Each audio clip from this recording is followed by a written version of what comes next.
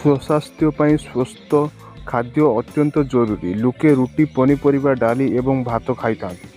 ଭାତ ଅଧିକ ଖାଇବା ସ୍ୱାସ୍ଥ୍ୟ ପାଇଁ କ୍ଷତିକାରକ ହୋଇପାରେ। ସେହିପରି ରାତିରେ ଭାତ କାହିଁକି ଖାଇବା ଉଚିତ ନୁହେଁ, ଏହା ଆୟୁର୍ବେଦରେ ଉଲ୍ଲେଖ କରାଯାଇଛି।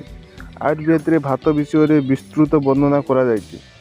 ଭାତକୁ ଥଣ୍ଡା ଏବଂ ନରମ ଭାବରେ ବିବେଚନା କରାଯାଇଛି। ପୁରୁଣା ଚାଉଳକୁ ହାଲୁକା ବୋଲି ବିବେଚନା କରାଯାଇଥାଏ।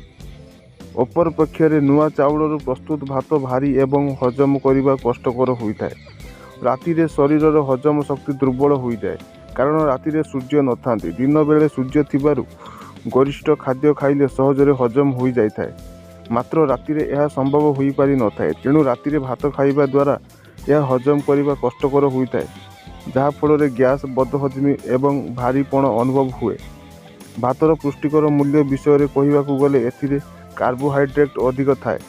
ଯଦିଓ ଏହା ଶକ୍ତି ପ୍ରଦାନ କରେ, କିନ୍ତୁ ରାତିରେ ମେଟାବଲିଜମ୍ ଧୀର ହେବା ଯୋଗୁଁ ଶରୀର ଏହାକୁ ସମ୍ପୂର୍ଣ୍ଣ ଭାବରେ ହଜମ କରିପାରେ ନାହିଁ, ଯାହାଫଳରେ ଗ୍ୟାସ୍, ପେଟ ଫୁଲିବା ଏବଂ ଏସିଡିଟି ଭଳି ସମସ୍ୟା ହୋଇଥାଏ। ଯଦି ରାତିରେ ଭାତ ଖାଇବା ପରେ ତୁରନ୍ତ ଶୋଇଗଲେ ଉତ୍ପନ୍ନ ଶକ୍ତି ବ୍ୟବହାର ହୁଏ ନାହିଁ ଏବଂ ଏହା ଚର୍ବି ଭାବରେ ଶରୀରରେ ସଞ୍ଚିତ ହୋଇଥାଏ। ତେଣୁ ଏହା ଦ୍ୱାରା ଶରୀରର ଓଜନ ବୃଦ୍ଧି ହୋଇଥାଏ। ତେଣୁ ରାତ୍ରି ଭୋଜନରୁ ଭାତକୁ ସମ୍ପୂର୍ଣ୍ଣ ଭାବରେ ବାଦ୍ ଦେବା ଉଚିତ।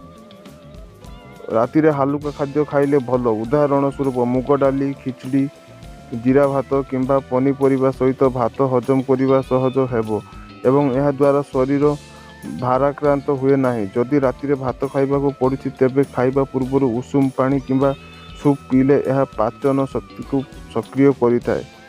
ରାତିରେ ଭାତ ପାଇଁ ବ୍ରାଉନ୍ ରାଇସ୍ କିମ୍ବା ପୁରୁଣା ଚାଉଳ ବ୍ୟବହାର କରନ୍ତୁ, ଯେଉଁଥିରେ ଫାଇବର ଅଧିକ ଏବଂ ଷ୍ଟାର୍ଚ୍ଚ କମ୍ ଥାଏ।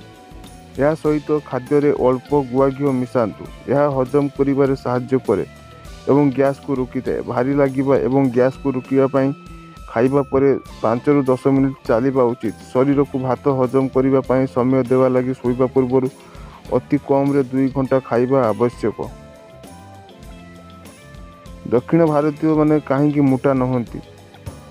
ଦକ୍ଷିଣ ଭାରତର ଲୋକମାନେ ପ୍ରତିଦିନ ରାତିରେ ଭାତ ଖାଆନ୍ତି, ତଥାପି ସେମାନଙ୍କର ଓଜନ ବୃଦ୍ଧି ହୁଏ ନାହିଁ, କାରଣ ସେମାନେ ଏହାକୁ ଦହି, ସମ୍ବର କିମ୍ବା ସିଝା ପନିପରିବା ସହିତ ଖାଆନ୍ତି ଏବଂ ଖାଦ୍ୟ ପରେ ହାଲୁକା କାର୍ଯ୍ୟକଳାପ କରନ୍ତି। ପଖାଳ ଭାତରେ ଥିବା ପ୍ରତିରୋଧୀ ଷ୍ଟାର୍ଚ୍ଚ ଅନ୍ତନଳୀ ପାଇଁ ଲାଭଦାୟକ ବୋଲି ବିବେଚନା କରାଯାଇଛି। ଆଶା କରିବି ଆପଣମାନେ ଭିଡ଼ିଓଟିର ସମ୍ପୂର୍ଣ୍ଣ ତଥ୍ୟ ଜାଣିପାରିଥିବେ। ତ ଭିଡ଼ିଓକୁ ଲାଇକ୍ କରନ୍ତୁ, ସେୟାର କରନ୍ତୁ ଏବଂ ଏମିତି ଭିଡ଼ିଓ ଦେଖିବା ପାଇଁ ଚ୍ୟାନେଲ୍ ସହ ଯୋଡ଼ି ହୁଅନ୍ତୁ। ଚ୍ୟାନେଲଟିକୁ ସବସ୍କ୍ରାଇବ୍ କରନ୍ତୁ। ଜୟ ଜଗନ୍ନାଥ।